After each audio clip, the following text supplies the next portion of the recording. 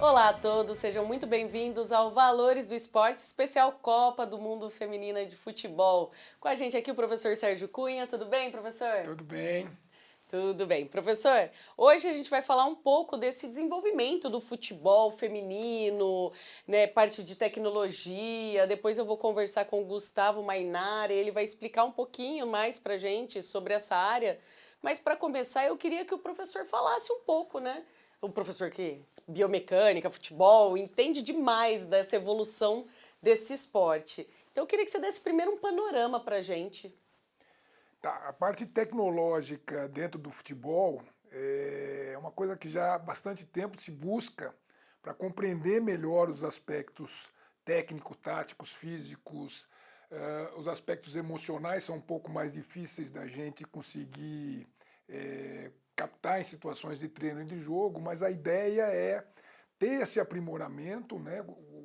A evolução tecnológica e científica é gritante nos últimos 20 anos, 30 anos, é uma curva exponencial do crescimento científico, do conhecimento tecnológico, e isso está vindo aos pouquinhos para o meio do futebol. Infelizmente, ainda não da forma como eu sonhei lá atrás, no início da minha carreira, mas eu acho que teve alguma evolução, as pessoas estão tendo acesso a alguns dados ainda incipientes para a gente poder responder uma série de perguntas. A questão da ciência dos dados, né, que é uma área que a gente tem trabalhado muito junto, inclusive estamos preparando um livro para associar esses trabalhos, todas essas pesquisas que foram feitas nesses últimos 30 anos aí com ciência dos dados aplicada em ciências do esporte. Isso também tem nos ajudado muito, mas a gente tem sempre essa dificuldade de fazer essa ponte entre o conhecimento científico e as modalidades esportivas em geral, e principalmente o futebol, que ainda é um esporte antiquado no sentido de querer usar, né, de terminologias, de conceitos, do uso desses conceitos, ainda bastante incipiente. E quando a gente vai para o futebol feminino, infelizmente, mais incipiente ainda, né? Eu ia até fazer esse questionamento agora. A gente tem condições de competir de igualdade com países que já vêm desenvolvendo no futebol feminino, dando mais essa atenção para a parte tecnológica, para o desenvolvimento das atletas? Temos total condição, porque essa questão de rastreamento de jogadores e jogadoras em campo foi o nosso grupo na Unicamp, desde 1995, que desenvolve isso. Nós somos pioneiros nisso, inclusive no mundo inteiro, né? O professor Ricardo Barros, o professor Pascoal Figueroa fizeram os trabalhos muito bons nesse sentido, e nós fizemos muito esses estudos inicialmente. Então nós temos tecnologia para isso, mas isso depende de investimento, da gente convencer os nossos alunos, né, das grandes universidades, as nossas alunas, a entrarem nesse meio científico para continuar esse desenvolvimento. E, lógico, precisa ter um investimento, um respaldo das confederações, das equipes, para que isso ocorra, como isso existe já na Europa, principalmente, e nos Estados Unidos. Isso é aplicado porque tem um incentivo das empresas e das confederações.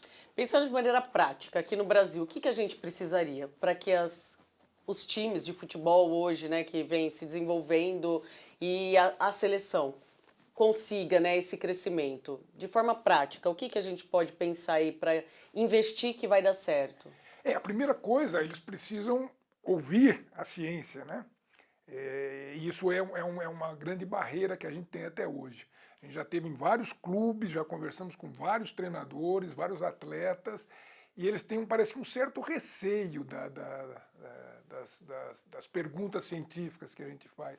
Quando, na verdade, Magali, o grande interesse da ciência, da pesquisa, é que o atleta, a atleta, tenham melhores condições de desenvolvimento. Isso vai ajudar os clubes conseguirem ter maior desempenho, as seleções também terem maior desempenho, maior lucratividade, porque a hora que você atrai o interesse dos torcedores, das torcedoras, você atrai por conta da beleza do jogo e principalmente dos resultados, né? E isso a ciência tem total condição. aqui no Brasil de fazer muitas grupos de pesquisa trabalhando com essas coisas já em estágio bem avançado, mas não adianta a gente falar assim, não, precisa só da questão financeira, não, precisa que as confederações, a Confederação Brasileira de Futebol, a CBF, os clubes, os treinadores, as treinadoras, se interessem por isso e queiram, né, buscar junto com as empresas, junto com as universidades, esses recursos para poder fazer essa pesquisa. Com essas medidas que vêm sendo adotadas hoje, né, para maior competitividade, os times de futebol agora com a obrigatoriedade de ter o time feminino, e agora eles vão aumentar isso até para a Série B, que faz, né? Porque às vezes o time caía para a Série B e cancelava o futebol feminino. Então, assim, ele pouco se importava, né? Você acredita que dando pelo menos importância ao futebol feminino e esse espaço que precisa para se desenvolver, a gente vai conseguir melhorar dentro do Brasil hoje o futebol feminino? Se for dado esse espaço que é necessário para que as universidades, as empresas, os profissionais das áreas de esporte e das áreas de computação e das áreas, né, de ciência dos dados consigam colocar em prática esse trabalho, isso não tem dúvida. O problema é que o que a gente tem visto hoje é o contrário, né? O pouco que vai de desenvolvimento científico e tecnológico vão só para os clubes masculinos de ponta. Né? Isso não vai para o feminino. Né? Então, equipes grandes do futebol feminino, por exemplo, que disputam o brasileiro, se a gente pegar aí as quatro equipes semifinalistas do Campeonato Brasileiro desse ano, eu acredito que só o Corinthians tem acesso a um pouco de tecnologia, né? Mas ainda é muito pouco, perto do que já tem os times masculinos. E ainda também os times masculinos é muito pouco ainda. Né? Então, muito aquém do que a gente pode chegar. Então, isso é uma questão da discussão da nossa estrutura do futebol feminino, de poder ter acesso a esses dados, poder fazer as suas perguntas específicas junto com os profissionais das universidades e das empresas. Hoje a gente tem várias empresas que estão atuando nesse ramo, né, de análise de desempenho e de busca desses desempenhos físicos, técnicos e táticos. Como é que a gente pode implementar isso de uma forma, é caro, né, são investimentos caros, mas não é custo, isso é investimento para a melhoria das atletas, dos atletas. Acho que essa é uma questão que precisa ainda ser superada. Precisa de muito investimento, né, professor? Enquanto não tiver um investimento sério, né? E é o que o professor falou, a atenção à ciência é tudo. Se não parece que, né, a gente perde tempo de ficar desenvolvendo aprimoramento para evolução e, ao mesmo tempo, eles perdem tempo porque poderiam economizar energia, gastos e várias outras coisas e ter melhor resultado, que, né, às vezes você vai gastar um pouco mais, mas o resultado que você vai ter vai te dar o dobro do que você gastou, e não é feito isso porque falta uma cultura de valorizar o conhecimento. Será que é isso? Eu acho que essa pode ser uma questão bastante interessante e um certo medo que as pessoas têm, né, os treinadores, as treinadoras, em todos os clubes que nós já passamos, foram vários deles. Parece que eles estão fazendo um favor para a ciência. E a gente oferece, até hoje, nesses 30 anos quase aí de pesquisa com a biomecânica do futebol, a gente é sempre um trabalho voluntário, que é para formar os nossos mestrandos, os nossos doutorandos, os nossos pós-docs, e parece que eles acham que eles estão fazendo um favor para a gente.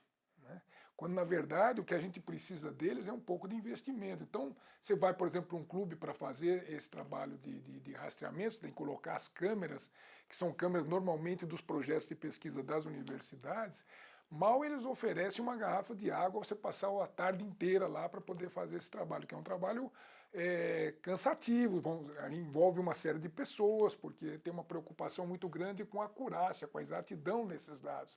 Afinal, nós estamos trabalhando com seres humanos, né? E o resultado final deveria chegar a esses atletas, essas atletas. Mas isso ainda não acontece. Então, talvez isso seja uma questão de uma cultura ainda de aversão ao conhecimento científico. É difícil, né, professor? Obrigada pela participação. Então, no próximo bloco, eu vou conversar com o Gustavo Manara e ele vai falar um pouquinho mais para a gente sobre essa área. Até já!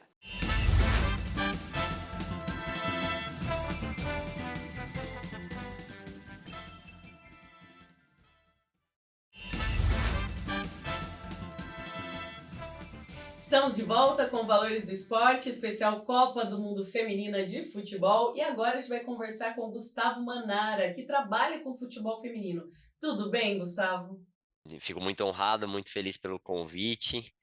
Agradecer a você, agradecer ao professor Sérgio também, que fez essa ponte aí para essa entrevista. Gustavo, para começar, eu queria que você contasse pra gente como que você foi parar no futebol feminino. Bom, para falar um pouco sobre como eu vim parar no futebol feminino, eu acho que vale a pena eu introduzir falando como que eu comecei no futebol, né? Eu sou formado em esporte na USP. Desde que eu entrei no curso de esporte, eu já tinha esse desejo de trabalhar com futebol, né? Eu nunca vislumbrei nenhuma outra ramificação, né? Sempre foi tipo, não, quero futebol, é isso. E quando eu estava no meu terceiro ano de faculdade, eu tive a oportunidade de fazer intercâmbio em Portugal, na FADEUP, na Faculdade de Desporto da Universidade do Porto. E lá na FADEUP, eu tive a oportunidade de conhecer a profissão de analista de desempenho, né? Que na época, 2013, há 10 anos atrás, era uma profissão muito embrionária aqui no Brasil. Ela ainda é jovem, né? Mas naquela época era muito, muito jovem. Então eu pouco tinha ouvido falar dela aqui no Brasil. E lá na Europa já era um pouquinho mais consolidada. Então foi lá que eu conheci, de fato, essa profissão. Tive a oportunidade de estudar com o Júlio Garganta, que na época era o analista de desempenho da seleção portuguesa, e um cara que academicamente já tinha muitas publicações na área. Então era uma referência a nível mundial mesmo. Fiquei bastante encantado com a profissão, assim, com a função do analista, né? E aí voltei para o Brasil, não apenas pensando em trabalhar com futebol, como foi lá no início da minha graduação, mas pensando em trabalhar como analista dentro do futebol, assim. Aí já direcionei um pouco mais as minhas ambições profissionais, né? E aí eu tive a oportunidade de trabalhar pela primeira vez com isso no futebol feminino, já de cara. Em 2014, no ano seguinte, um amigo meu, um grande amigo meu da faculdade, que hoje, por coincidência, está comigo lá no São Paulo, é o treinador de sub-20 do São Paulo, Douglas. Ele, na época, estava no Centro Olímpico, que é um clube formador, um grande clube formador de futebol feminino aqui de São Paulo. E ele chegou para mim um dia e falou assim: o Arthur, que na época era o treinador do Centro Olímpico, hoje é o treinador do Corinthians feminino, é uma referência da modalidade. Ele procura alguém para fazer análise de desempenho. E na época, como eu disse, era embrionário, ele não conhecia ninguém assim, que poderia fazer isso. O Douglas chegou até mim, sabia que eu tinha gostado da profissão e tinha estudado um pouco isso lá em Portugal, falou: você não quer fazer? Não quer tentar, né? Faz uma entrevista com ele. E aí eu fiz uma entrevista com ele, coisa bem simples assim. É, e aí, já de cara, ele falou: Ah, então vamos lá, você vai começar comigo então. E aí eu tive a oportunidade de fazer um semestre com ele. Fiz o Campeonato Brasileiro e a Libertadores daquela edição, 2014, com ele no Centro Olímpico. Infelizmente, eu não consegui continuar com ele porque eu ainda estava estudando e aí no ano seguinte eu tinha uma grade de matérias muito grande para cumprir. Até por conta do intercâmbio, né? Acabou acumulando muitas matérias. Não deu para continuar, mas já tinha tido ali a minha primeira experiência, né? Com análise de desempenho e de cara já com o feminino. Aí, nos anos seguintes, eu acabei ficando mais no futebol universitário mesmo, treinador universitário, eram horários mais flexíveis, né, para eu poder terminar minha graduação. Em 2016, eu tive a oportunidade de fazer um estágio de análise de desempenho no Juventus, da Moca, mas aí foi no futebol masculino. Fiquei uma temporada inteira lá com eles, adquiri um pouco mais de experiência na área, né? Mas foi apenas esse ano. Aí eu me formei, não pude continuar como estágio, né? Nos anos seguintes, aí, né, dei uma navegada aí na profissão, né, personal, continuei mais um pouco no futebol universitário. E aí, em 2019, eu tive a oportunidade de voltar para o futebol feminino e voltar a trabalhar como analista no São Paulo. que é onde eu tô até hoje, né? Tô na quinta temporada do São Paulo e nas duas primeiras temporadas eu atuei tanto na equipe profissional como na equipe de base, né? Em alguns momentos pontuais. E atualmente eu sou exclusivamente da equipe adulta, né? Da equipe profissional do São Paulo Feminino. E basicamente é isso, minha trajetória no futebol e como analista e como futebol feminino, elas se encontram, né? Então tive que falar um pouco de tudo. Gustavo, comparando com os anos anteriores, dá para falar de uma ascensão do futebol feminino no Brasil? Como eu tive a oportunidade de trabalhar em dois momentos distintos, né? Eu trabalhei em 2014, por mais que tenha sido pouco tempo, mas eu tive bastante contato na época com a modalidade. E um outro recorte, né, de 2019 para cá, eu vi de perto a evolução da modalidade. Assim, 2014, eu me arrisco a dizer que eu era o único analista de desempenho. É, as comissões técnicas eram muito mais reduzidas, não havia muita transmissão, não havia muita divulgação, não havia as grandes camisas, né? Em 2014, o Corinthians, que hoje é uma potência, não existia, salvo engano, mas acho que não existia. Só existia o Santos, que é uma equipe já bem tradicional, de muito tempo, né? Que teve a geração da Marta Cristiane lá atrás, quando ganhou a Libertadores, né? É, a Ferroviária, que sempre foi uma potência, e ponto, né? Aí a gente tinha outras equipes, assim, né? Tipo Centro Olímpico, Foz Cataratas, as grandes camisas do futebol, né? São Paulo, Palmeiras, Cruzeiro, Inter, Grêmio, eles vieram depois, né?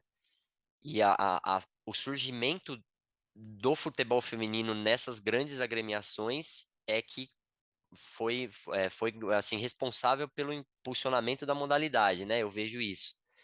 Porque aí a modalidade acabou se tornando mais atrativa para televisão, né? Para mídia, rede social. Então hoje a gente vê o Corinthians colocar 40 mil pessoas em Itaquera quando joga fase decisiva de brasileiro. A gente vê o Santos colocar 5, 10 mil pessoas na Vila Belmiro em diversas ocasiões. O Palmeiras no Allianz Parque, né? A gente quando joga no Morumbi também, ou até mesmo ontem a gente jogou em Santo André, estava lotado, tinha um setor da arquibancada inteiro lotado lá. Então a gente vê o futebol feminino se aproximando um pouco mais do que é o masculino. É claro que é muito distante ainda, eu acho que sempre vai ser, mas hoje a gente vê o futebol feminino se posicionando como uma modalidade já mais consolidada, tipo, descobrindo seu nicho, descobrindo as pessoas que se interessam pela modalidade. Nas redes sociais, as equipes elas têm a página exclusiva do feminino, e aí comentam exclusivamente sobre o feminino, sem ficar misturando com o masculino. Isso é muito legal, isso é algo que não existia, estava muito longe de existir em 2014, e hoje eu vejo um crescimento muito grande nesse sentido. A profissionalização do futebol feminino já é uma realidade ou vocês ainda vivenciam alguns momentos de um futebol anterior, aí um futebol mais amador? Olha, eu acho que é uma realidade por conta desse crescimento mesmo, né? Mas não é uma realidade plena ainda, né? Tipo, integral, assim, em todos os clubes e até mesmo dentro de cada clube a gente percebe condutas profissionais e condutas amadoras simultaneamente dentro do mesmo clube, assim, ainda. Pelo pouco que eu vejo nos clubes adversários, vamos dizer assim, dentro do meu, enfim. Porque eu acho que é natural, né?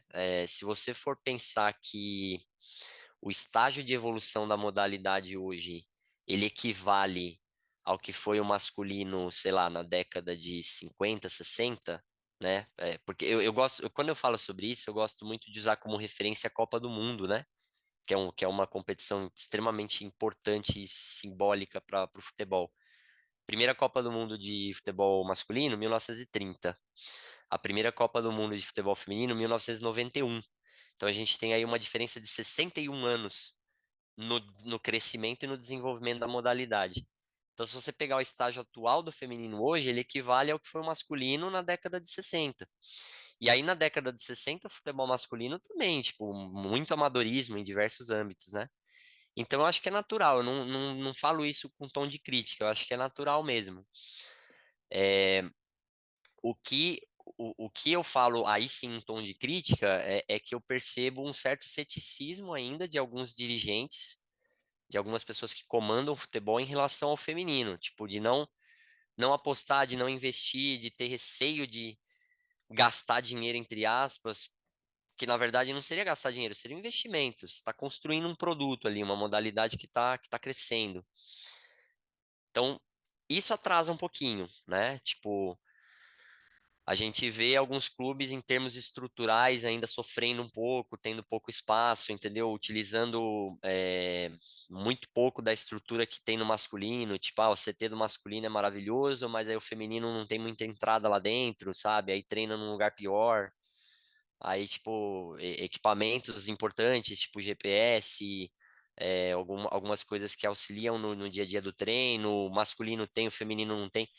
Isso é uma coisa que eu ainda vejo, né, em algumas equipes, mesmo as grandes, né? Mas eu acho que do que era, não precisa nem ir tão longe, do que era há 5 anos atrás para o que é hoje, profissionalizou muito, desenvolveu muito, profissionalmente falando. Podemos esperar um resultado melhor da seleção brasileira esse ano comparado com as últimas Copas? Eu acredito que sim. Eu acho que o trabalho que a Pia vem desenvolvendo junto com a comissão técnica é um trabalho bom, assim, tipo, claro que trabalhos de treinadores sempre vão sofrer críticas, acho que isso é muito, muito comum, mas acho que no geral é um bom trabalho. É, eu vejo a seleção feminina hoje jogando de forma mais coesa coletivamente. Eu acho que do ponto de vista físico, as meninas elas se aproximam um pouco mais das grandes equipes também, né? A norte-americana e as europeias, que também ascenderam muito nos últimos anos. Então, eu acho que o Brasil tem mais competitividade hoje, sim, para fazer uma campanha melhor. O futebol brasileiro feminino, ele sempre foi um futebol extremamente talentoso, né? Tipo, de muita capacidade técnica, mas do ponto de vista tático e do ponto de vista físico, bem abaixo em relação a grandes potências, né? Hoje eu acho que se aproximou um pouco mais nessas esferas, né?